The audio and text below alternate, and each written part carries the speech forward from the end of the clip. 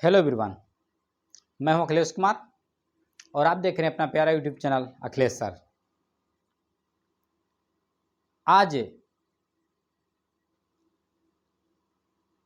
आप सब देखेंगे एनसीईआरटी बेस्ड क्लास 9th की मैथमेटिक्स का एक्सरसाइज या प्रश्नावली 1.1। ये वीडियो कुछ बच्चों के डिमांड पर बनाया जा रहा है। 9th 10th के कुछ बच्चे थे जिन्होंने काफ़ी यूँ कह सकते प्रेशर दिया कि सर 9th और 10th पर वीडियो बनाइए। चूंकि इसके पहले अभी तक बेसिक मैथमेटिक्स या यूँ कहे कंपटीशन लेवल की मैथमेटिक्स आप सब देख रहे थे, लेकिन चलिए कोई नहीं, आज हम सब कक्षा 9 के एनसीईआरटी बेस्ड एक्सरसाइज 1.1 देखेंगे और बहुत जल्द या हो सकता है नेक्स्ट वीडियो में कक्षा 10 की एनसीईआरटी बेस्ड बुक के भी क्वेश्चन आंसर या उससे संबंधित जो भी फार्मूले हैं उन सबको बहुत बेहतर तरीके से जो आपको समझ में आए वीडियो के रूप में मिल जाएगा। अब बात करते हैं क्लास 9th के एक्सरसाइज 1.1 की। प्रश्नावली 1.1 का पहला क्वेश्चन है, कहता है क्या शून्य एक परिमेय संख्या है। सवाल कहा क्या शून्य एक परिमेय संख्या है, क्या इसे p बटे q के रूप में लिख सकते हैं। कंडीशन है जहां p और q पूर्णांक हैं और q 0 के बराबर नहीं है। q 0 के बराबर क्या है, नहीं है। इसमें दो क्वेश्चन। पहला क्वेश्चन है क्या शून्य एक परिमेय संख्या है, तो परिमेय संख्या किसे कहते हैं, रेशनल नंबर।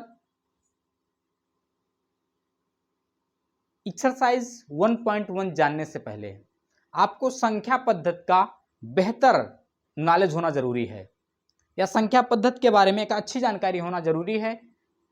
और आपको संख्या पद्धति संबंधित जो वीडियो है या कहें उसका एकदम विस्तार पूर्वक जो वीडियो है, इस वीडियो के डिस्क्रिप्शन में वो लिंक मिल जाएगा, जहां से आप जाइए पहले देखिए कि संख्या पद्धति कहते किसे हैं, संख्या पद्धति में कौन कौन सी चीजें आती हैं, उसमें आप देखेंगे परिमेय संख्या किसे कहते हैं। मैं जनरली ऐसे आपको बता दे रहा हूं परिमेय संख्या किसे कहते हैं। परिमेय संख्या जिसको हम p बटे q के रूप में लिख सकते हैं या जिसको अंश बटे हर के रूप में लिख सकते हैं जहां हर जीरो ना हो। ठीक है, अब इसका विस्तारित रूप आपको इस वीडियो के डिस्क्रिप्शन में मिल जाएगा, जाइए वहां देखिए और उसके बाद 1.1 पर आइए। निश्चित तौर पर क्या 100% ये पूरी एक्सरसाइज एकदम से समझ में आ जाएगी, तो वीडियो जरूर देखिएगा। अब देखिए क्या है, क्या शून्य एक परिमेय संख्या है, तो हम कहेंगे हां। क्या कहेंगे, हां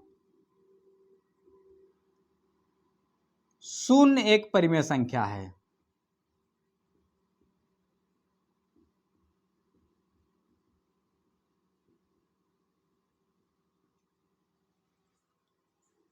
हाँ, शून्य एक परिमेय संख्या है। परिमेय संख्या है, अभी ये क्यों है ये आपको बता रहा हूं।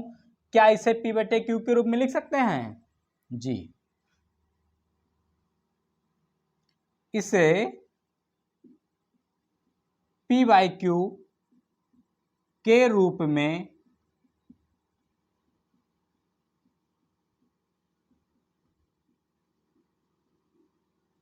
लिख सकते हैं। अब देखिए क्यों लिख सकते हैं या जीरो परिमेय संख्या क्यों है। अब देखिए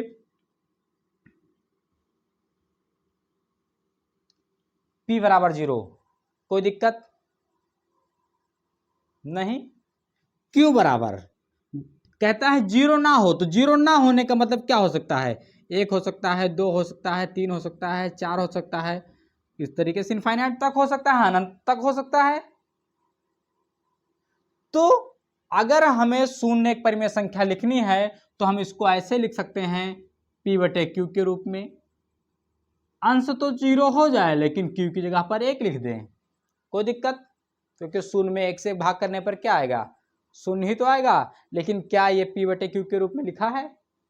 हाँ, p बटे q के रूप में लिखा है। इसको हम ऐसे भी लिख सकते हैं 0/2, 0/3, इस तरीके से डॉट डॉट, बहुत से तरीके हैं जिसको इससे लिखा जा सकता है, जिसमें अंश तो 0 होगा लेकिन हर कोई संख्या होगी, फिर भी भाग देने पर 0 ही आएगा।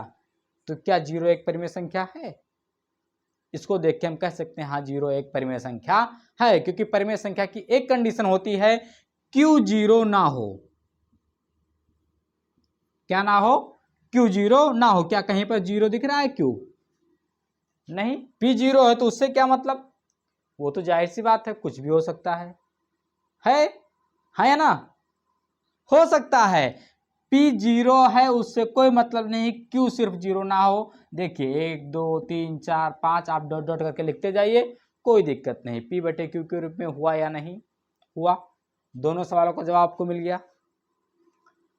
हाँ, शून्य एक परिमेय संख्या है। क्यों है? क्योंकि इसको हम P बटे Q के रूप में लिख सकते हैं, जैसे लिखकर बताया आपको 0/1। अब फिर दूसरा सवाल था, क्या इसे P बटे Q के रूप में लिख सकते हैं? तो लिखा जी, इसे P बटे Q के रूप में लिख सकते हैं। कैसे लिखा वो भी लिखकर आपको बता दिया, कोई दिक्कत? कोई दिक्कत नहीं। आगे देखिए नेक्स्ट क्वेश्चन क्या कहता है। अगला क्वेश्चन कहता है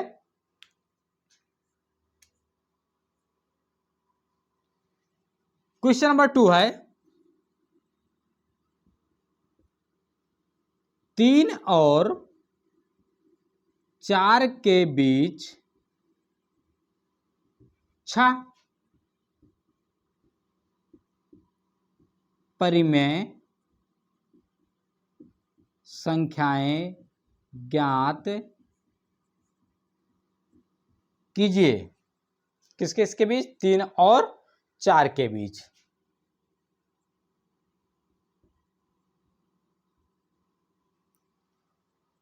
देखिए 3 और 4 के बीच 6 परिमेय संख्याएं ज्ञात करनी है।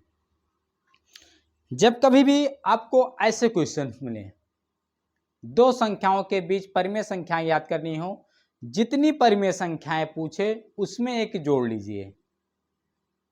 क्या कहा? जितनी परिमेय संख्याएं पूछे उसमें एक क्या कर लीजिए? जोड़ लीजिए, और उसी को अंश और हर बनाकर उन संख्याओं में गुणा कर लीजिए। दो चीजें बताया। सबसे पहले जितनी संख्याएं पूछे उसमें एक जोड़ के सबसे पहले कंफर्म कीजिए कितना आएगा। कितनी परिमेय संख्याएं पूछ रहा है? 6। कितना पूछ रहा है? 6 पूछ रहा है, तो 6 में एक जोड़ेंगे तो कितना हो जाएगा? 7। अब करना क्या है, 3 और 4 में पूछ रहा है ना, तो 3 में भी 7/7 का गुणा कर दीजिए और 4 में भी 7/7 का गुणा कर दीजिए। 7/7 का मतलब 1, 3 में 1 का गुणा करने पर 3 आएगा, कोई फर्क पड़ेगा? नहीं। ऐसे 7/7 का मतलब 1, 4 में 1 का गुणा करने पर कोई फर्क पड़ेगा? कोई फर्क नहीं पड़ेगा। ये 7/7 आया कहां से, ये सोचने वाली चीज है। ये सोचने वाली चीज है, सिर्फ इतना देखना है कितनी परिमेय संख्या पूछा था? 6 परिमेय संख्या पूछा था। तो नियम यह है कि जितनी परिमेय संख्या पूछे उसमें एक जोड़ लीजिए। कितना जोड़ लीजिए? एक जोड़ने के बाद उसी को अंश और हर बना लीजिए और संख्याओं में गुणा कर दीजिए। अब क्या बना आपका? 7 या 3 सते 21/7 और 7 चौक या 4 सते 28/7। कितनी परिमेय संख्या ज्ञात करनी है? 6। देखिए कैसे लिखेंगे। 21/7 है, इसके बाद आएगा 22/7, 23/7, 24/7, 25/7, 26/7, 27/7। कितनी परिमेय संख्या हो गई? 1 2 3 4 5 6। कितना पूछा था?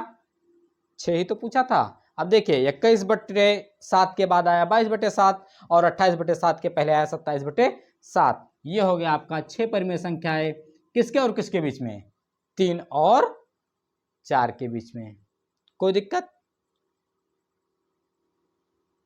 नहीं। इस तरीके से लगा सकते हैं, निश्चित तौर पर लगा सकते हैं। ऐसे मान लीजिए दूसरा क्वेश्चन है, सॉरी तीसरा क्वेश्चन है,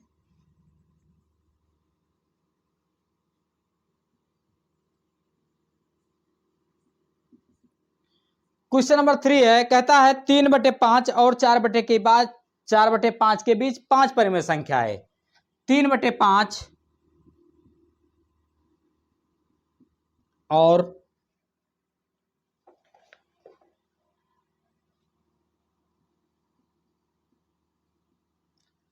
4/5 के बीच 5 परिमेय संख्याएं ज्ञात कीजिए। 3/5 और 4/5 के बीच 5 परिमेय संख्याएं। आपको फार्मूला क्या बताया? आपको बताया गया कि 3/5 और 4/5 दिया हो या कोई XYZ संख्या दी हुई हो, जितनी परिमेय संख्याएं पूछे उसमें एक जोड़ लीजिए। कितनी परिमेय संख्या पूछ रहा है? 5 परिमेय संख्याएं। कितनी पूछ रहा है? 5। तो 5 में जब एक जोड़ेंगे तो कितना हो जाएगा? 6 हो जाएगा। तो देखिए 3/5 था और 4/5, 5 परिमेय संख्या याद करनी है। 5 पूछा तो 5 में एक जोड़ने पर कितना आया? 6 आया। 6/6 उसी का अंश और हर बना के दोनों संख्याओं में गुणा कर दीजिए। ठीक है, देखो अंश बटे हर बना लिया। 6/6 मतलब एक, कोई फर्क नहीं पड़ेगा क्योंकि किसी भी संख्या में 1 से गुणा करने पर कोई फर्क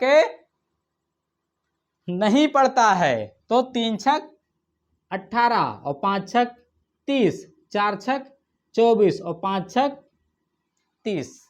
देखिए हर बराबर है 18 और 24 है। कितनी ज्ञात करनी है? 5। 18/30 के बाद क्या आ जाएगा? 19/30, 20/30, 21/30, 22/23 और 23/30। कितनी परिमेय संख्या होंगी? 1, 2, 3, 4 और 5। कितना पूछा था? 5 ही तो पूछा था। ये दोनों क्वेश्चंस देखने के बाद आपको, मुझे उम्मीद है कि अब ऐसे अगर कोई भी क्वेश्चन पूछे तो हम निश्चित तौर पर आप उसको लगा सकते हैं। करना सिर्फ इतना है, जितनी संख्याएं बीच में पूछे उसमें एक जोड़ लीजिए और उसी को अंश हर बना लीजिए। जो भी दी संख्याएं हैं उनमें गुणा कर दीजिए। बीच में जो संख्याएं बचती हैं अपने आप काउंटिंग करके एक एक बढ़ाते हुए लिखते चले जाइए। यह है आपका तीसरे का आंसर। इसके बाद चौथा क्वेश्चन है। चौथा क्वेश्चन कहता है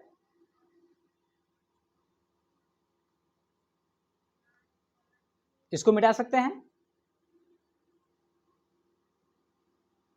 ठीक है, इसको मिटाते हैं। उसके बाद चौथा क्वेश्चन आपको बताते हैं। क्वेश्चन 4 में सत्य और असत्य बताना है। क्या बताना है? सत्य और असत्य, कि यह कथन सत्य कह रहा है या असत्य कह रहा है। देखिए पहला है, प्रत्येक प्राकृतिक संख्या एक पूर्ण संख्या होती है। प्रत्येक प्राकृतिक संख्या एक पूर्ण संख्या होती है। अब प्राकृतिक संख्या किसे कहते हैं?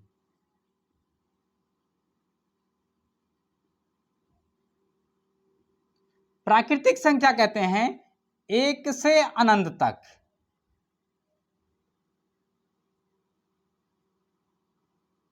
1 से अनंत तक। और पूर्ण संख्या किसे कहते हैं? इसको कहते हैं 0 से अनंत तक।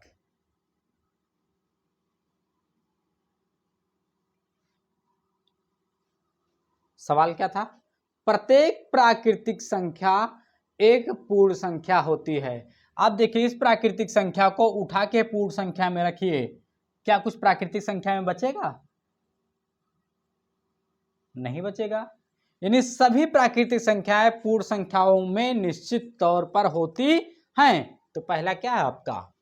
पहला आपका सत्य है। क्या है?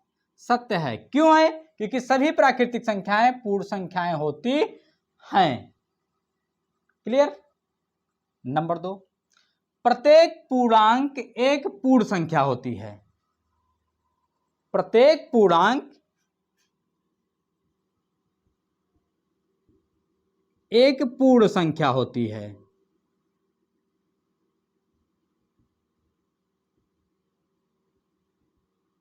पूर्णांक संख्या, पूर्ण संख्या।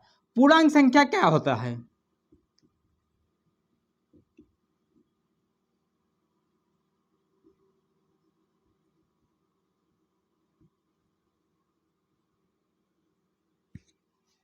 पूर्णांक होता है 0, 1, 2, 3, 4, 0 के साथ पॉजिटिव नंबर्स, साथ में नेगेटिव नंबर्स, यानी धनात्मक संख्या ऋणात्मक संख्या के साथ 0।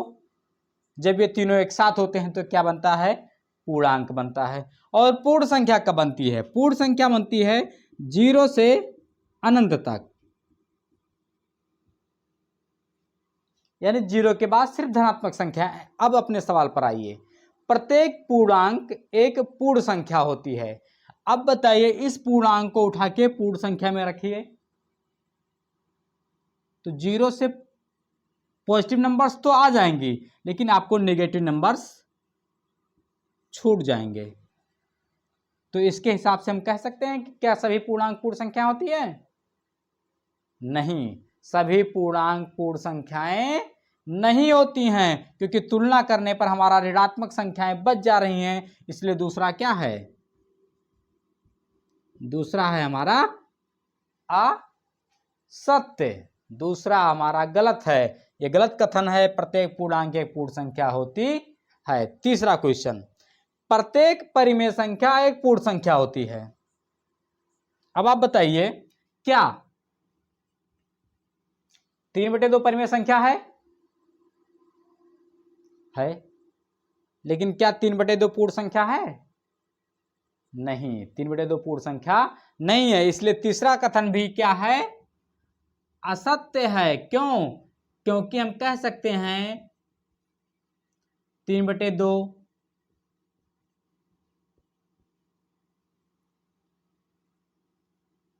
एक परिमेय संख्या है,